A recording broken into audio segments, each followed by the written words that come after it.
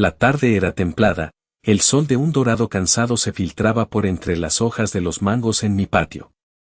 Estaba en mi taller al aire libre, lijando con cuidado el brazo de una vieja silla de cedro que prometí restaurar para doña Elena. El trabajo con la madera siempre me ha dado paz, me conecta con la paciencia que la vida enseña, si uno está dispuesto a escuchar. Fue entonces cuando llegó Isabella.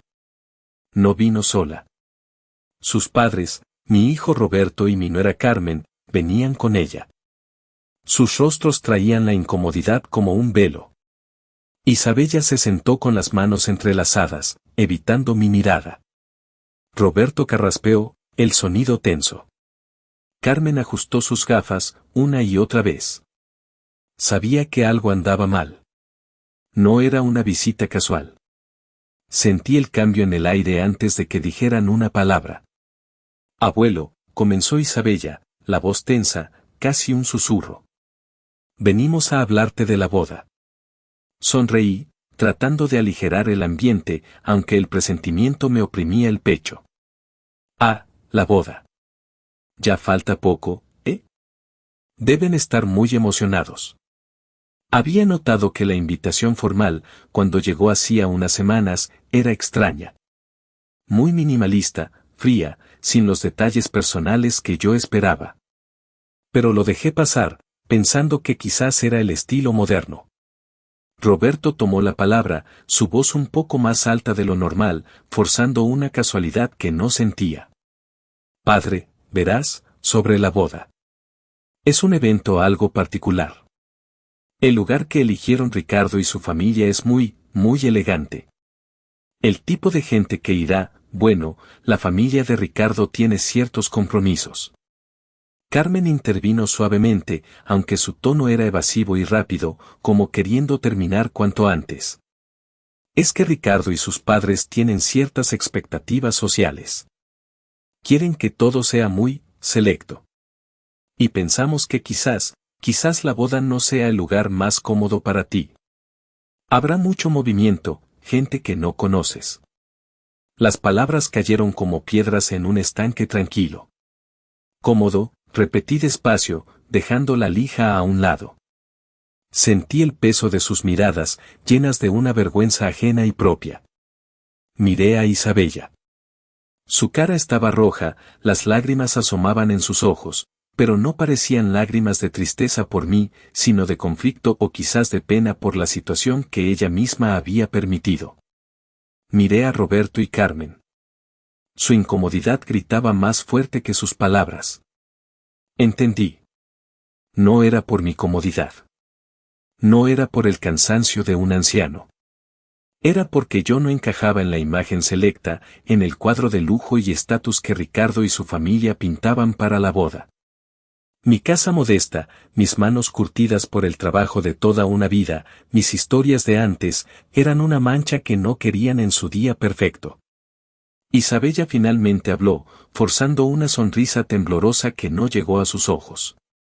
Abuelo, es que Ricardo y yo queremos que todo sea perfecto para los invitados. Y quizás tu estilo, no se alinee con lo que ellos esperan. No queremos que te sientas desplazado. Sentí una punzada de dolor, una herida profunda, sí, al ver a la niña que cargué en mis brazos, que le enseñé a distinguir el canto de los pájaros en este mismo patio, que se dormía escuchando mis historias junto al fogón, transformarse en alguien que me veía como un accesorio que ya no combinaba con su atuendo de alto estatus. Pero el dolor vino mezclado con una claridad helada. Vi la manipulación, la debilidad de Isabella al ceder, la crueldad envuelta en falso cuidado. Mi respuesta no fue un grito, ni súplicas. Fue una calma inesperada, una quietud que pareció desarmarlos aún más. Recogí la lija de nuevo, mis movimientos lentos y deliberados. Entiendo, dije, mi voz baja pero firme. Entiendo perfectamente. Quieren una boda para gente selecta, que se vea bien ante los ojos de Ricardo y su familia. Gracias por ser honestos, finalmente. No dije nada más sobre la boda, sobre la exclusión. La conversación se volvió un murmullo incómodo y corto. Se fueron tan rápido como llegaron, aliviados por haber cumplido su penoso encargo, sin darse cuenta de que esa honestidad forzada, esa decisión de priorizar el estatus sobre la sangre, había abierto una grieta mucho más profunda de lo que imaginaban en los cimientos de nuestra familia. Mi mente retrocedió semanas, meses. Recordé la primera vez que conocí a Ricardo en persona, en una comida familiar organizada apresuradamente en casa de Roberto y Carmen. Ricardo hablaba sin cesar de sus contactos en la ciudad, de sus negocios innovadores, de sus viajes a lugares caros. Sacó un reloj ostentoso y lo puso sobre la mesa. Preguntó por esta casa, por el tamaño del terreno, por si tenía potencial de desarrollo comercial. Con una simple pregunta mía sobre el tipo de madera de una viga antigua en la sala, una madera local muy apreciada, demostró su total ignorancia, a pesar de alardear de haber estudiado proyectos arquitectónicos. Vi en sus ojos el desprecio velado cuando miró mis manos curtidas por el trabajo de toda una vida dedicada a esta tierra y a mi oficio. Ricardo no era solo ambicioso, era vacío, arrogante y temeroso de que alguien viera a través de su fachada. Comencé a sospechar que el desprecio hacia mí iba más allá de mi falta de estilo. Había una incomodidad, casi un pánico, en Ricardo y sus padres cuando surgían ciertos temas del pasado, tanto de mi familia, mis orígenes humildes, como, curiosamente, de la de Ricardo. Había oído rumores vagos hace años en el pueblo sobre cómo la familia de Ricardo había ascendido socialmente de forma muy rápida, un negocio inesperado que surgió de la nada. Un escándalo silenciado relacionado con una herencia o una transacción dudosa. Cosas de pueblo, nunca confirmadas del todo, pero persistentes. Pero la reacción de Ricardo y sus padres al mínimo atisbo de hablar de historia familiar, orígenes o raíces era muy pronunciada. Cambiaban de tema abruptamente, se ponían tensos. Parecía que temían que mi memoria, mi honestidad o mi conexión con la gente del pueblo revelaran algo que querían mantener enterrado bajo capas de dinero y ostentación. Esa, me di cuenta, era la verdadera amenaza que yo representaba para ellos, mi conocimiento de la verdad, mi incapacidad de fingir. Mi nieto Miguel llegó al día siguiente de la visita de Isabella y sus padres. Es el hermano de Isabella y mi nieto más parecido a mí en carácter y valores. Es un buen chico, honesto y leal, valora las cosas importantes de la vida, no las superficiales. Estaba furioso. Abuelo, no puedo creer lo que hicieron. Es una vergüenza. Te dejaron fuera de la boda. La mitad de la familia está indignada. Tía Carmen me llamó, no sabía qué decir. Le conté la conversación, mi percepción de la debilidad de Isabella al ceder a la presión, la obvia manipulación de Ricardo y sus padres. Le hablé de mi sospecha, ya casi una certeza, sobre el miedo de Ricardo a que yo supiera o dijera algo incómodo, algo que arruinara la imagen de familia respetable y adinerada que tanto se esforzaban por proyectar. Miguel, aunque joven, es perspicaz. Tienes razón, abuelo. Ricardo siempre se pone raro cuando preguntas por su familia. Y los padres actúan como si tuvieran algo que esconder. Creen que el dinero y los contactos lo arreglan todo, incluso la verdad. Pocos días después de la visita en que me comunicaron la exclusión, Ricardo e Isabella volvieron a aparecer en mi puerta. Esta vez la actuación de cercanía y afecto fue empalagosa, casi nauseabunda. Ricardo traía un regalo caro pero impersonal, un reloj de pulsera brillante que yo nunca usaría.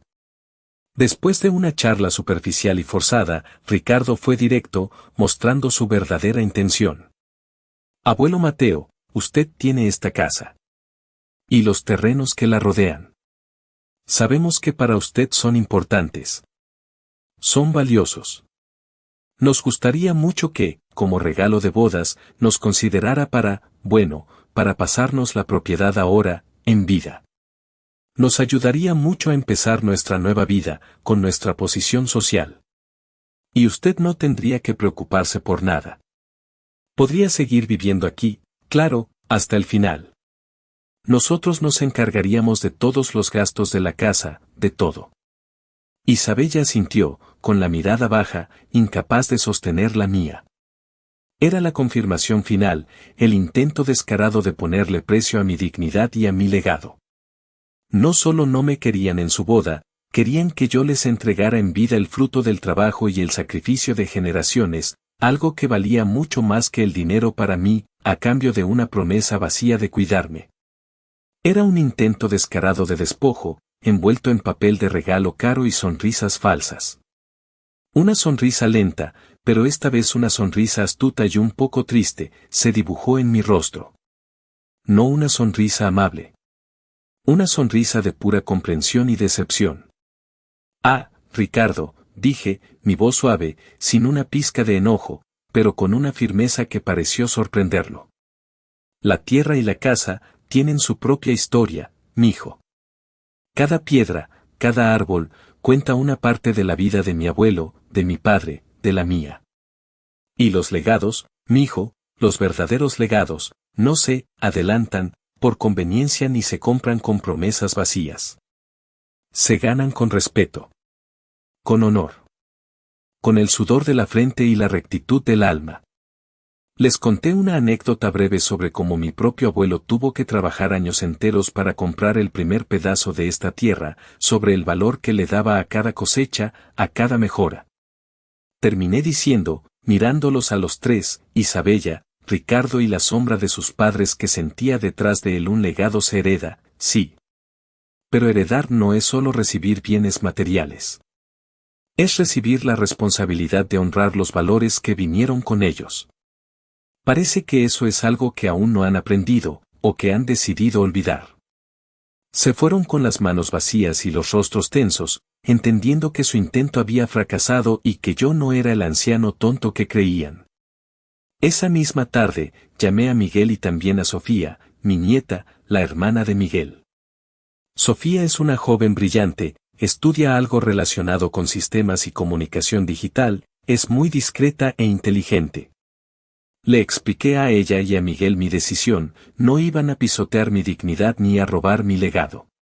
No iba a montar un circo, ni a gritar mi enojo, pero daría una lección sobre el verdadero valor de la familia y el respeto. Mi acción sería medida, estratégica y, sobre todo, digna. Les conté mi fuerte sospecha sobre el secreto de Ricardo y su familia. Le pedí a Sofía que usara sus habilidades para investigar discretamente a Ricardo y su entorno familiar. No para arruinarlo sin más, sino para confirmar la verdad detrás de su miedo a la historia. Necesitaba saber si mi intuición de viejo, afinada por años de observar a la gente, era correcta. Sofía aceptó de inmediato, con entusiasmo y una chispa de rebeldía. Estaba furiosa por cómo me habían tratado. También llamé a mi abogado de confianza, el licenciado Suárez. Un hombre discreto, con años de experiencia y que conocía a mi familia desde hace mucho tiempo. Le expliqué la situación con calma y mis intenciones. Quería modificar mi testamento para asegurar que mi legado, el trabajo de mi vida y el de mis ancestros, fuera a parar a quienes realmente valoraran a la familia, el respeto y mis principios. No a quienes solo veían el dinero o el estatus que mis bienes representaban. El licenciado Suárez, entendiendo la seriedad y el propósito detrás de mis palabras, me aconsejó sobre cómo estructurar el testamento para que mi voluntad fuera clara, legalmente sólida e inexpugnable ante futuras impugnaciones. No se trató solo de desheredar a Isabella, se trató de heredar con propósito.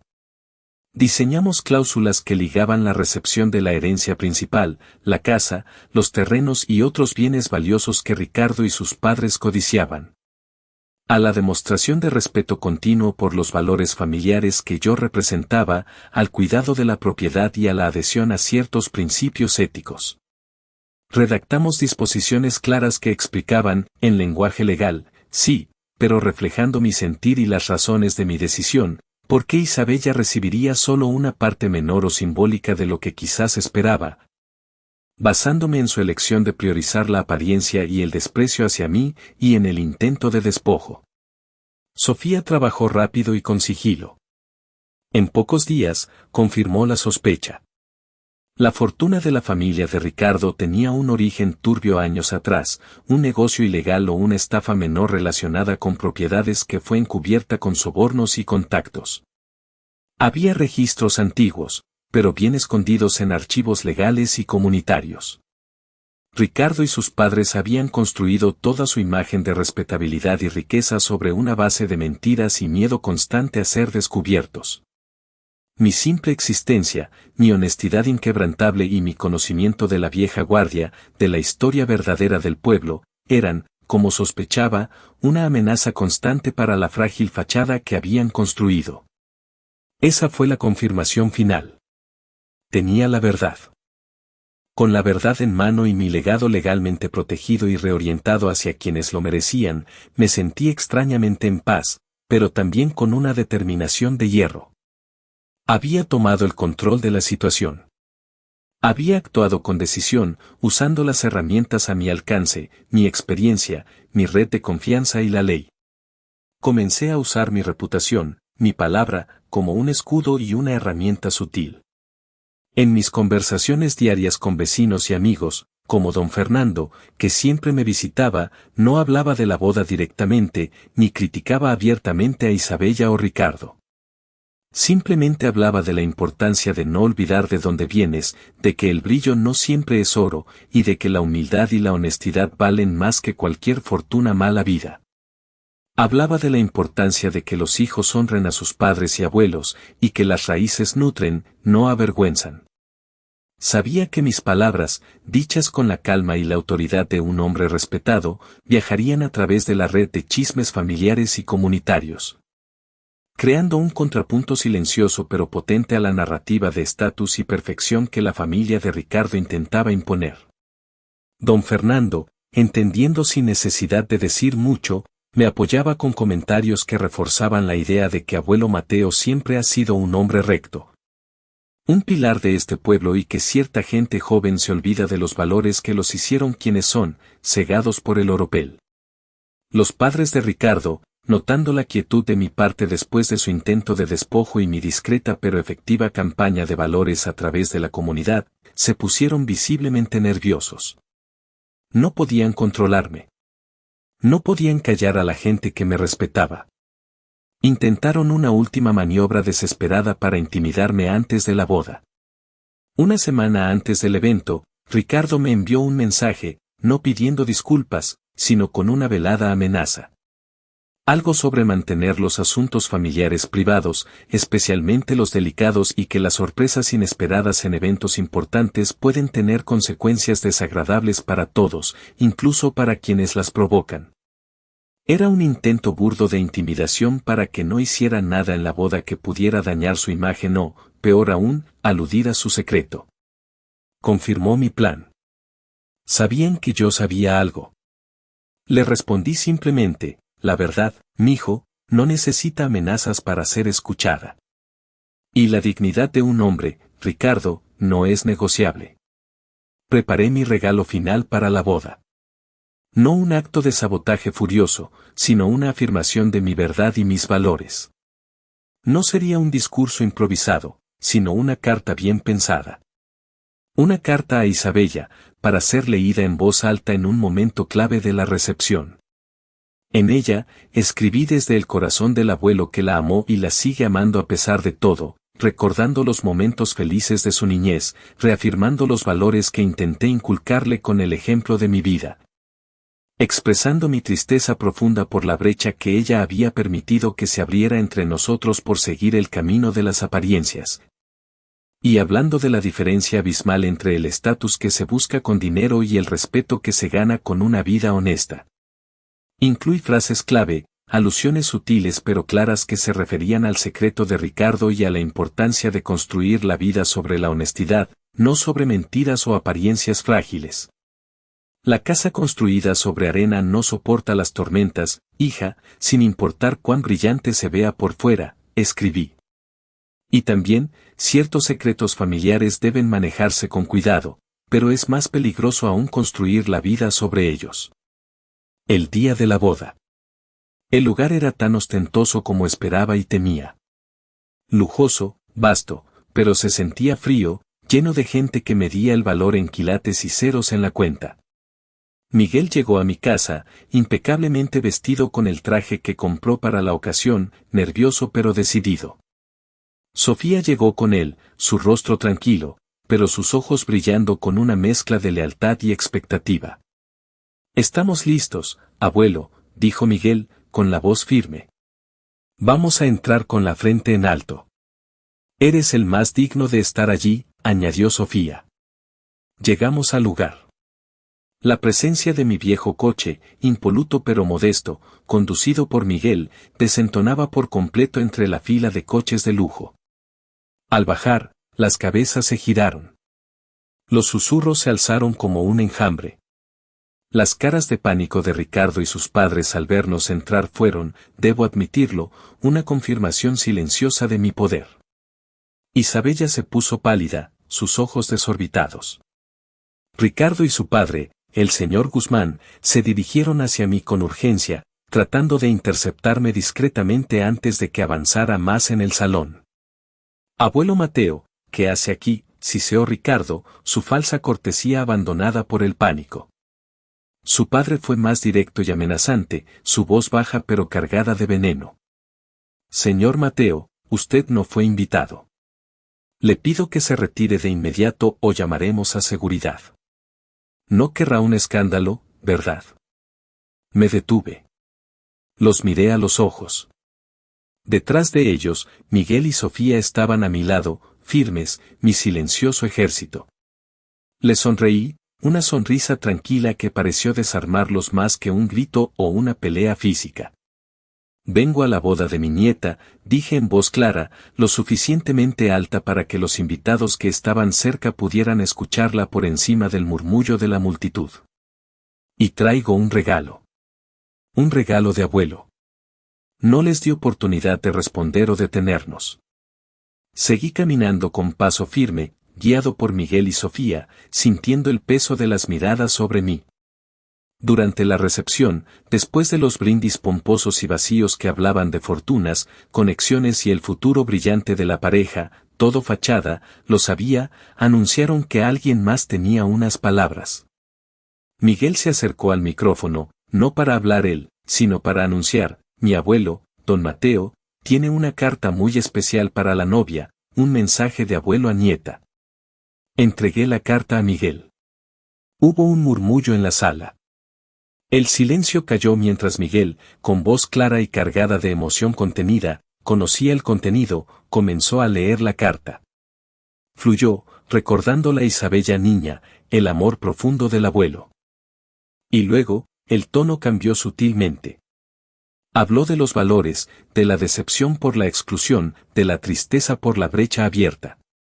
La frase: «La casa construida sobre arena no soporta las tormentas, hija, sin importar cuán brillante se vea por fuera.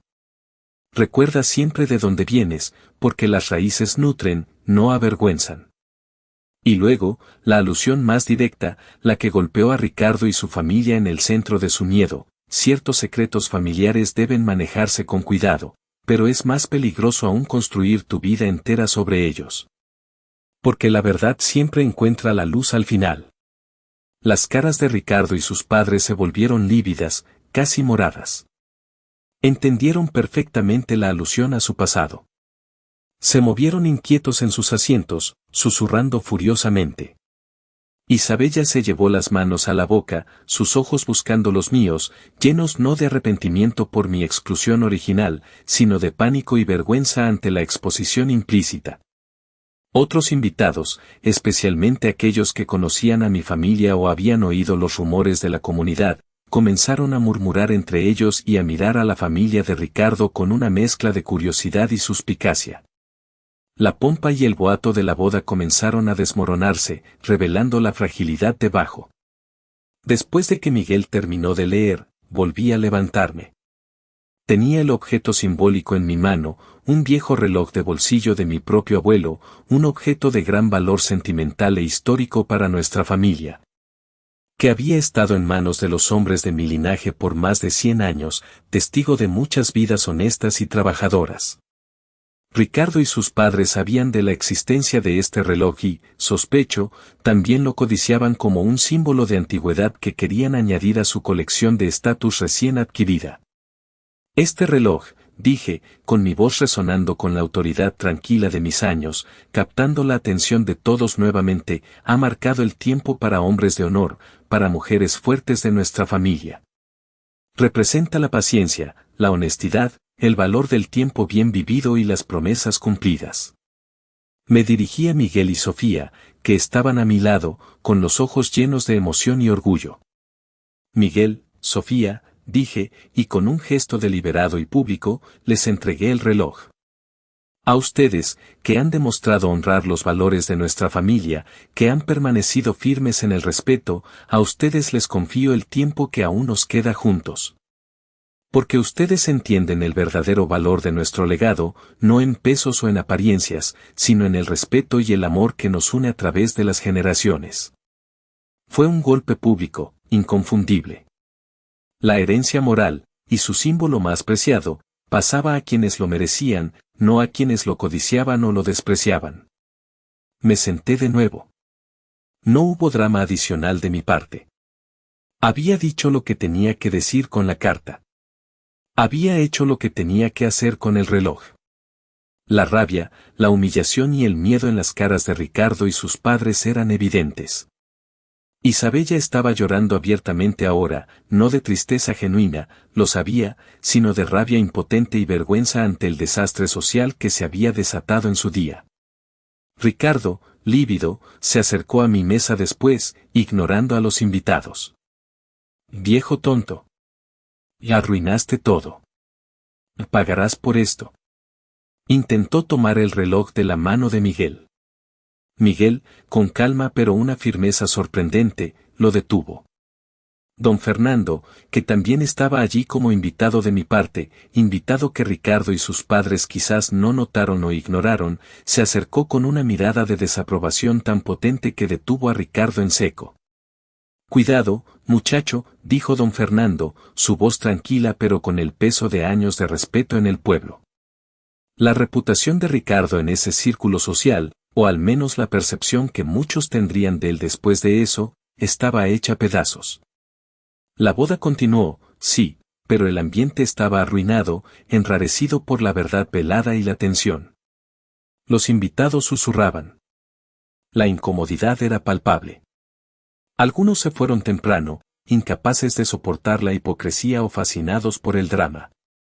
La perfecta imagen de Ricardo y sus padres se había resquebrajado públicamente, quizás irreparablemente. Los días y semanas posteriores a la boda fueron un torbellino para ellos. Intentaron contactarme por todos los medios posibles. Llamadas, mensajes de texto exigiendo explicaciones, incluso la aparición de Roberto y Carmen en mi puerta de nuevo, esta vez con caras de pura desesperación y pánico. Ricardo y sus padres, a través de sus abogados, intentaron intimidar al licenciado Suárez, alegando influencias indebidas y buscando impugnar mi testamento. Pero mis acuerdos y mi testamento estaban blindados, preparados precisamente para esto. El licenciado Suárez los manejó con profesionalismo y calma, informándoles las consecuencias legales inquebrantables de mis disposiciones. La herencia principal que tanto codiciaban estaba, legalmente, fuera de su alcance, ligada a valores que ellos no poseían. Roberto y Carmen, atrapados en medio de la tormenta que ellos ayudaron a desatar, mostraron su angustia. Carmen, especialmente, parecía genuinamente arrepentida y afectada por el dolor que me habían causado y las consecuencias que su hija enfrentaba ahora. Tuve una conversación honesta y dolorosa con ellos.